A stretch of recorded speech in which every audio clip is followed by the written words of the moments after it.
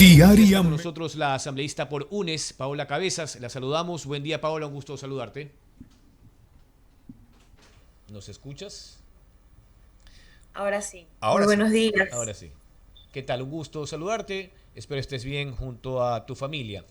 Según la convocatoria que ha hecho la presidenta Guadalupe Llori, este martes a las 11 de la mañana hay entre 4 y 5 puntos, pero no aparece por ningún lado la moción, la petición de UNES en torno a la conformación de una comisión ad hoc a fin de que evalúe el trabajo de la misma titular de la función legislativa. ¿Qué pasó el viernes? Que, de acuerdo a la información que había trascendido, ella convocó a los jefes de bloque para analizar esta crisis de la que aún no logran salir, y pese a que hoy ya hay un nuevo ministro de gobierno de la política, el hoy exasambleísta, el doctor Francisco Jiménez. Paola. Bueno, Jorge, Edison, un saludo grande, gusto saludarlos y bueno, al igual que ustedes, al igual que la ciudadanía, en ocasiones creemos que hay temas resueltos, pero no significa que porque no se hable de ellos o porque no se insiste en el tema, desafortunadamente la noticia es cambiante y todo el tiempo hay nuevos temas de los cuales hablar, pero no significa que los problemas no continúen ni que estén ahí presentes.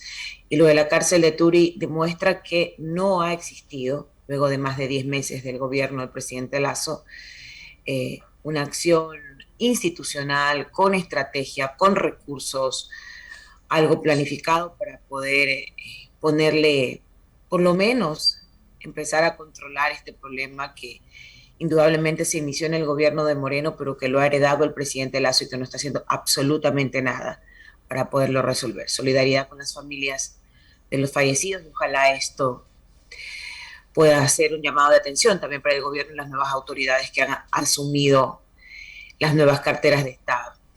Ahora bien, sobre el tema de la asamblea, sí, en efecto, la señora Guadalupe Llori ha hecho una convocatoria para el día martes, en la cual no ha tocado el tema de la comisión multipartidista o comisión partidaria ad hoc. Eso es lo que dice claramente el artículo 18 de la Ley Orgánica de la Función Legislativa. Este hecho demuestra que la señora Guadalupe Llori insiste en dejar pasar un tema que a la larga ha venido siendo el punto de discusión de las bancadas, de los sectores políticos de la Asamblea, ya incluida su bancada, ya incluida Pachacutic, porque toda la bancada en conjunto ha considerado conveniente e importante la creación de esta comisión para evaluar a los miembros del CAL, evidentemente a la cabeza de la señora Guadalupe Llori. El viernes anterior terminó la sesión de manera abrupta, ella decidió no convocarla porque justamente en esta reunión de la cual usted habla, Jorge, en donde estuvo la coordinadora de nuestra bancada, la señora, la compañera Marcela Holguín, se tocaron varios puntos justamente para buscar una viabilidad para que se pueda conformar la comisión o para que se pueda continuar la sesión. Ella consideró en ese momento que, es más, lo había dicho así públicamente, si van a insistir en incidentar o obligarme a poner temas que no quiero en el orden del día, sencillamente voy a suspender las sesiones. Y bueno, se salió con la suya. En este momento ya la señora Guadalupe Llori no está pensando en la institución, sino cómo sostenerse en el cargo, y eso sí es preocupante. Sin embargo, creo que pueden existir salidas para que el día martes se pueda, entre las bancadas, tomar una decisión que esperaría la señora Guadalupe Llori pueda dar paso a ella. ¿Y en qué medida ustedes creen que está aportando el cambio en el Ministerio de Gobierno? Con Francisco Jiménez sí se puede conversar, Paola. Lo ha dicho en su momento un coideario suyo, Pavel Muñoz, que tiene alta influencia dentro del bloque, como los demás integrantes de UNES.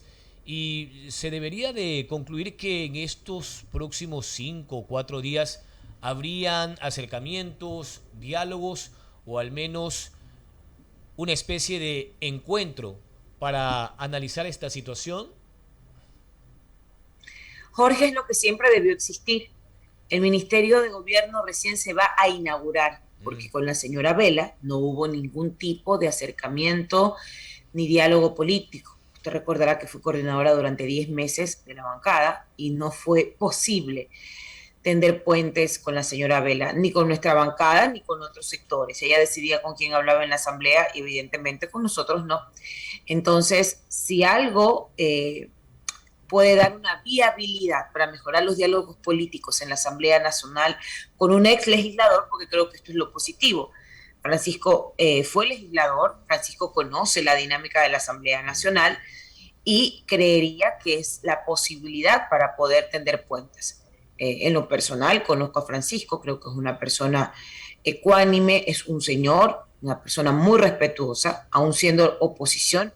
Él ha mantenido una posición muy equilibrada dentro de la Asamblea y en realidad la Asamblea también pierde un buen legislador aún estando en la oposición. Usted sabe que la Asamblea en ocasiones tiende justamente a perder su credibilidad porque hay legisladores que pierden su rumbo, pero creería que más allá de haber sido un legislador de oposición, Francisco es un tipo muy ecuánime que podía contribuir a tender puentes entre las demás bancadas, inaugurar un diálogo abierto, transparente, en donde sepamos cuáles son los puntos comunes y cuáles son los puntos rojos, en donde seguramente no podamos confluir, pero creo que esto es por el bien del Ecuador. Allí hay que ser primero conscientes que ni el Ejecutivo ni el Legislativo en este momento tienen la mejor credibilidad para insistir en un choque de trenes. Así no funciona porque a la larga quien está en medio es el pueblo ecuatoriano, quien está en medio son los ciudadanos, los que no tienen trabajo, los que están padeciendo con el tema de la inseguridad, la reactivación económica no existe y mire ahora que se suma la crisis carcelaria que no ha sido resuelta. Entonces todos son temas que deberían ponerse en una mesa y que la Asamblea, tanto el Ejecutivo como el Legislativo, se dan posiciones, busquemos puntos comunes y lo hagamos por el bien del país. La licenciada Paola Cabezas, asambleísta por UNES, está aquí en Contrapunto. 7:16, Edison Casares. Paola, estuve leyendo el fin de semana, donde uno tiene un poquito más de tiempo de observar, de revisar, de rehojear también los diarios con más detenimiento. Varios articulistas del país dicen que la asamblea anterior, la verdad, fue desastrosa, pero dice textualmente, más o menos, de que esta asamblea le está superando, le está ganando. Esa mala imagen institucional que lamentablemente generaliza a la asamblea en todo su contexto, hace que obviamente la gran mayoría de los ecuatorianos, los lectores, televidentes, oyentes, piensen definitivamente, se nos ha metido en el chip que esta asamblea es mala, es pésima. Los malos de la película son esta asamblea. Ahora, la gente recuerda el tema del aborto, el tema obviamente de los amnistiados, los profesores, que no hay presupuesto, estas peleas cotidianas. Ahora, esa imagen que ustedes deben tener va a mejorar, pero ¿para cuándo? Debería ser para allá. Por eso considero que el primer gran paso de Edison es reconocer que la Asamblea está pasando por una crisis institucional con la señora Yori a la cabeza. Es reconocer que hay que reestructurar la primera función del Estado, reconociendo sus falencias, y falencias que pasan hasta por el mismo desconocimiento del procedimiento parlamentario. La señora Yori ha tocado fondo, para no hablar punto por punto todos los incumplimientos. Yo diría que la señora Yori ha tocado fondo, y no es porque es mujer, porque es amazónica. Ella ha utilizado, diría en su momento, como algo que la acredita para ser presidenta de la Asamblea Nacional, según ella, ser perseguida por el correísmo. Nada de eso, Edison, puede justificar ni el que sea mujer, ni el que sea amazónica, ni el que sea perseguida, como ella lo repite a cada momento. Yo creo que la justicia dijo todo lo contrario, pero sin embargo, volviendo al punto, creería que nada de eso justifica que la señora Yori pueda seguir dirigiendo la primera función del Estado, porque nos está arrastrando a todos, nos está arrastrando institucionalmente a todos. Ahorita yo no puedo decir, no, yo soy distinta, no. La gente, como usted lo ha dicho claramente, y sí, la gente tiene toda la razón en decir que la Asamblea Nacional actual es una asamblea indolente, sin criterio, sin brújula, donde solamente se están priorizando temas que no tienen que ver con el país, pero desafortunadamente, Edison, en un espacio tan politizado como la Asamblea, estas decisiones tienen que tomarse en el ámbito político. Y no puede la señora Yori seguir insistiendo en aferrarse a un cargo en donde primero ya no tiene la confianza de los 136 legisladores. Edison, en política y en la vida cotidiana normal, la confianza es fundamental para cualquier relación humana. Entonces, así seamos oposición, yo debo tener mínima confianza en el adversario o en el opositor para sentarme a hablar con él. El tema es que ya la señora Yori no tiene esa credencial para que pueda dirigir la asamblea. Entonces, si hay algo que tenemos que hacer como primer paso, y esto es una depuración interna, esto no tiene que, porque por ahí alguien decía, pero hay que ponerse de acuerdo con el Ejecutivo. Bueno, la bancada de gobierno no está de acuerdo con sacar a la señora Yori. Ellos son 12. No tenemos que hablar con ellos para tomar una decisión, porque a la larga la señora Yori, a quien le ha sido funcional, es al presidente de la República y a su gobierno. Pero esa funcionalidad le ha terminado haciendo daño a la Asamblea. Entonces, hay que tomar una decisión. Y la primera decisión es buscar la posibilidad de armar la comisión pluripartidista ad hoc, empezar a conversar como bancadas para, como ustedes han dicho, salir de esta crisis institucional y que a la larga tiene que ver con decisión política, y luego, obviamente, abrir los canales de diálogo con todos los sectores, incluido el Ejecutivo, por supuesto. Ahora, casa adentro, en el hipotético caso, imaginemos de que la señora Yori sale del puesto, sale de ser presidenta de la Asamblea. ¿Quién asume? ¿El vicepresidente o piensan ustedes elegir una autoridad al interior de la Asamblea? No, el vicepresidente también va a ser evaluado. Si las cosas se hacen como se debería, todos los 7 miembros del CAL van a ser evaluados, todos. Entonces, esto significaría que van a pasar por una evaluación y bueno, el informe que tiene que hacerse en 30 días, esta comisión va a determinar indudablemente cuáles estarían aptos para continuar o quienes han violentado algún procedimiento, porque eso es lo que dice el artículo 18 de la Ley Orgánica de la Función Legislativa. La comisión ad hoc se conforma para evaluar las acciones del CAL. Y bueno, yo no me adelantaría a eso porque yo creo que hay que ir paso a paso. El primer paso es conformar la comisión y esto obviamente se resolverá en un diálogo abierto con todas las bancadas. 7 de la mañana con 22 minutos. Paola Cabezas de UNES está aquí en Contrapunto.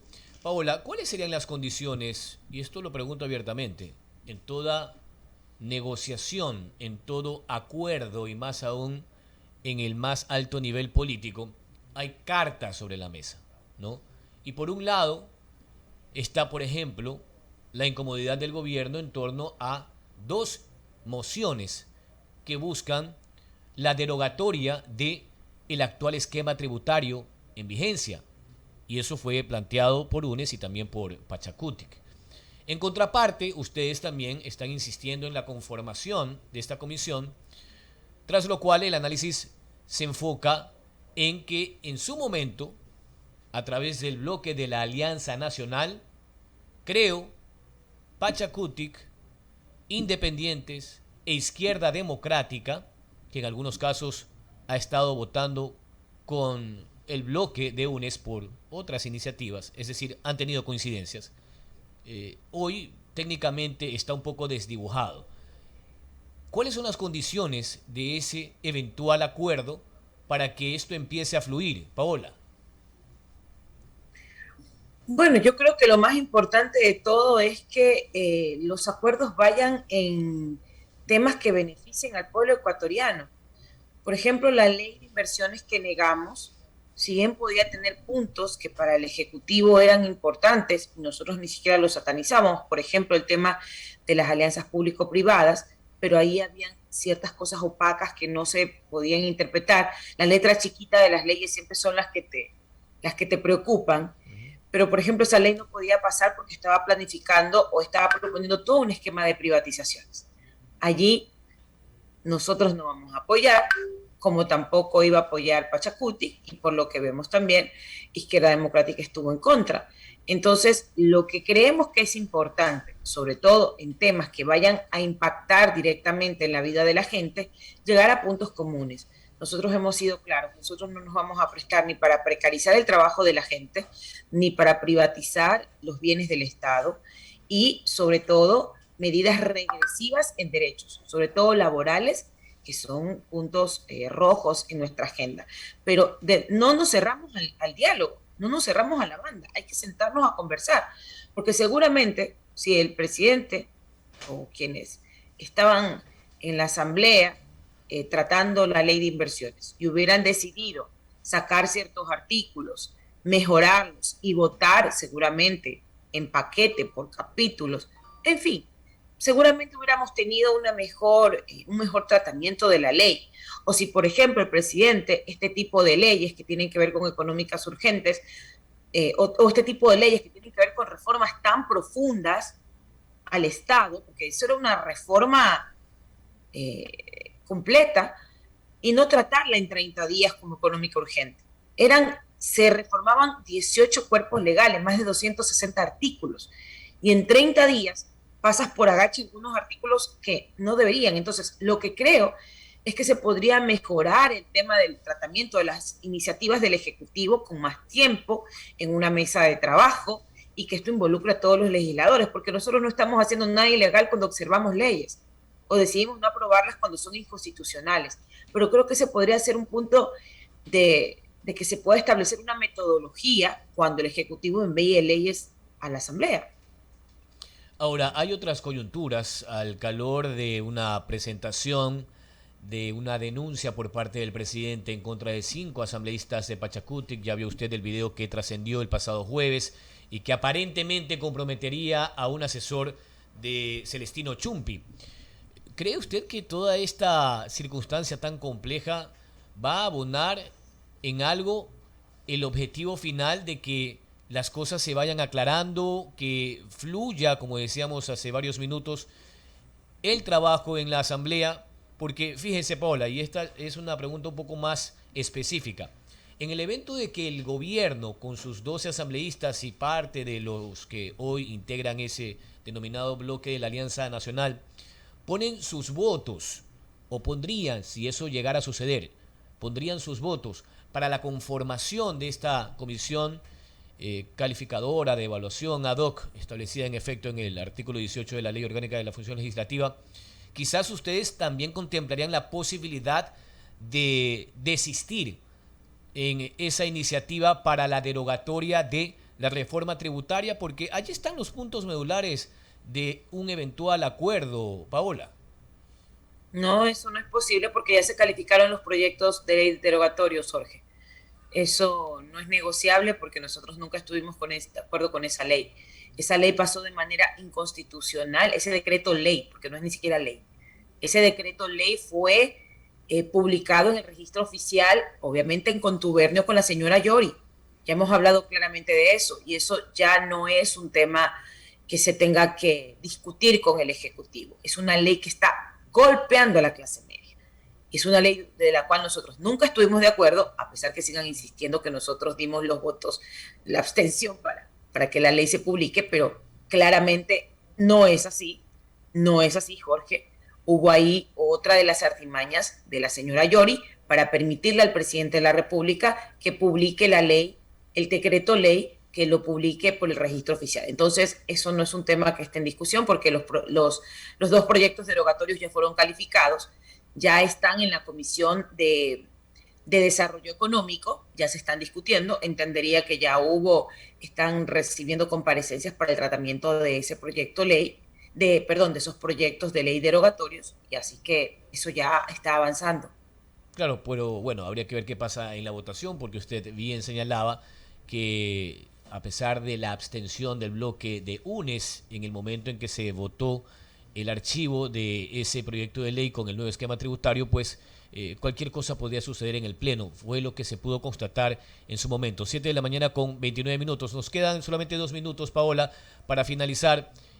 Ustedes, de cara a un nuevo proceso electoral, hablo de los gobiernos autónomos descentralizados, también están trabajando al interior de UNES como agrupación política, esto es Fuerza Compromiso Social, porque UNES es la denominación del bloque, de la agrupación política, pero el nombre ante el Consejo Nacional Electoral es Fuerza Compromiso Social, lista 5, organización creada, dicho sea de paso, por el ex ministro de Inclusión Económica y Social, ex candidato a la presidencia, el señor Iván Espinel, quien cumple una sentencia por un proceso judicial. Jorge, algunas precisiones. Nosotros en agosto del año pasado hicimos nuestra convención nacional y el movimiento se llama Revolución Ciudadana. Revolución Ciudadana, lista 5. No existe ya, y se hicieron cambios de nombres, de logos. El movimiento se llama actualmente Revolución Ciudadana. Quien preside el movimiento es la compañera Marcela Guiñaga, es la nueva presidenta del movimiento Revolución Ciudadana. Y sí, en efecto, estamos en una campaña nacional de afiliación en donde estamos justamente robusteciendo la identidad de nuestro movimiento para que la gente conozca que esa es la lista 5, que ya no es Compromiso Social, que es Revolución Ciudadana. Y esto también va de la mano con algunas, acciones internas que se están haciendo para el tema de las seccionales. Entendería que se están revisando nombres, se están realizando las encuestas correspondientes, porque vamos a ir con candidatos en todos los cantones, en todas las provincias, y eso evidentemente es un trabajo muy arduo que se está haciendo desde la dirección nacional de nuestra organización. Y sí, aspiramos obviamente en el 2023 poder ir a disputar los territorios, ir a disputar esas alcaldías y prefecturas con cuadros probados que le puedan dar cambio y esperanza a los territorios del país. Muchos han analizado nombres, y hablo de agrupaciones políticas de actuales asambleístas. ¿Podría ser el caso de Paola Cabezas, que ya fue gobernadora de Esmeraldas en su momento, para una eventual prefectura o alcaldía de su ciudad? No. Estoy concentrada en la asamblea, me eligieron para ser asambleísta nacional. Este es mi primer periodo y creo que es necesario por el país, hasta por convicción propia, terminar este periodo, terminar el periodo para el que me eligieron. En mi caso no tengo ninguna aspiración local, no es un tema que esté dentro de la agenda, pero evidentemente nosotros siempre vamos a apoyar a los compañeros que la Revolución Ciudadana decida que vayan como candidatos en los territorios. Pero en lo personal, yo no bajo de la asamblea. Bueno, solamente una última precisión antes de la pausa, Paola. Acuérdese que esa agrupación política, lista 5, al margen de que se haya cambiado el nombre, sí fue fundada y creada por Iván Espinel. Y eso es algo que ¿Sí? está incluso en libros. Un poco para la precisión que usted bien hacía, pero esa agrupación política sí fue creada por Iván Espinel en su momento, y que luego han hecho ustedes un cambio, un nuevo procedimiento, sí, pero fue una agrupación política creada por el ex ministro, ex candidato a la presidencia y, como decíamos, quien hoy cumple una sentencia por un proceso judicial. Gracias, Paola, que tenga una excelente semana. Buenos días. Gracias, Jorge. No insistí en el tema porque usted ya lo había dicho. Yo le estaba contando justamente lo que no sabía para que la ciudadanía se entere. Pero sí, en efecto, la lista 5 es la de la Revolución Ciudadana, la de Correa. Un abrazo, Edison, también. Un abrazo, Jorge.